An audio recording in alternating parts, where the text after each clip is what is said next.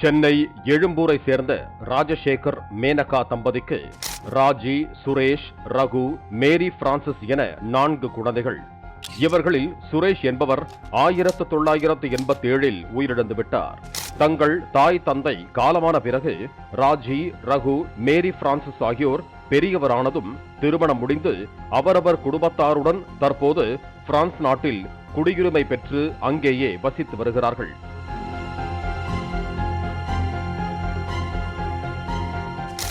இந்த குடும்பத்திற்கு சொந்தமான 812 சதுர அடி வீட்டு மனை எழும்பூர் காவல் நிலையத்திற்கு எதிரில் உள்ள பெருமாள் வீதியில் இருந்தது.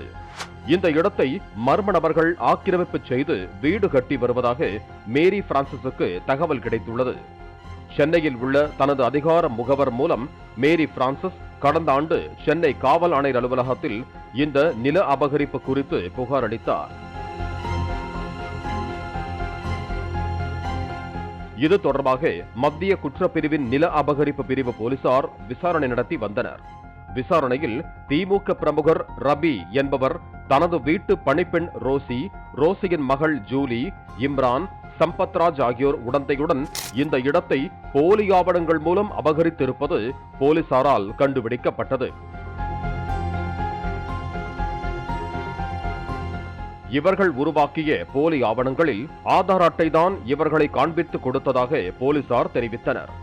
மேரி பிரான்சிஸின் சகோதரரான சுரேஷ் 1987 திருமணம் செய்து கொள்வதற்கு முன்பே உயிரிழந்துவிட்ட நிலையில் அவரது மனைவிதான் ரோசி என போலி ஆவணம் தயாரித்திருக்கிறார்கள்.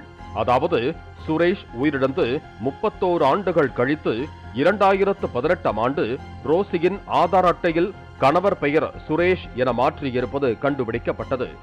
அந்த ஆதார் அட்டையின் பெயர் மாற்றத்திற்கு முன்பு ரோசியின் உண்மையான கணவர் பெயர் ஜான் என்பதையும் அவர்களுக்கு பிறந்த ஜூலி என்ற பெண்ணை சுரேஷுக்கு பிறந்த மகள் போன்று அந்த ஆதார் அட்டையை வைத்து போலியான தகவலை கொடுத்து அசலான பிறப்புச் சான்றிதழ், வாரிசு சான்றிதழ் ஆகியவற்றையும் வழங்கியிருக்கிறார்கள்.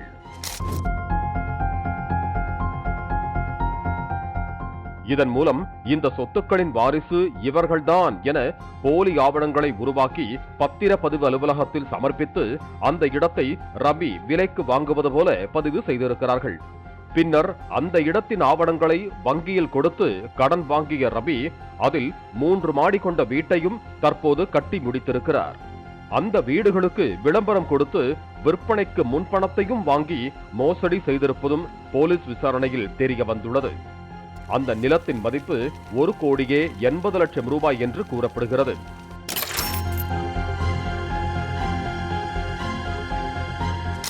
போலி ஆவணங்கள் மூலம் பிரான்ஸ் நாட்டில் வசிப்போரில் சென்னையில் உள்ள சொத்துக்களை அபகரித்த இந்த மோசடி தொடர்பாக ரபி, ரோசி, ஜூலி, இம்ரான் ஆகிய 4 பேரை சென்னை நில மோசடி தடுப்பு பிரிவு போலீசார் கைது செய்தனர். தொடர்ந்து இந்த நில அபகரிப்புக்கு உடந்தையாக இருந்த நபர்கள் யார் என்பது குறித்தும் விசாரணை நடத்தப்பட்டு வருகிறது.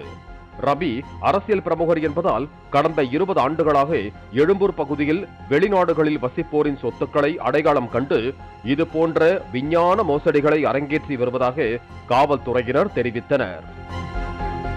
பாலிமர் செய்திகளுக்காக செய்தியாளர் சரவணகுமார். பிளே ஸ்டோர் மற்றும் ஆப் ஸ்டோரில் இருந்து பாலிமர் செயலியை QR கோடு மூலம் பதிவிறக்கம் செய்யுங்கள். செய்திகளை உடனுக்குடன் பெறுங்கள்.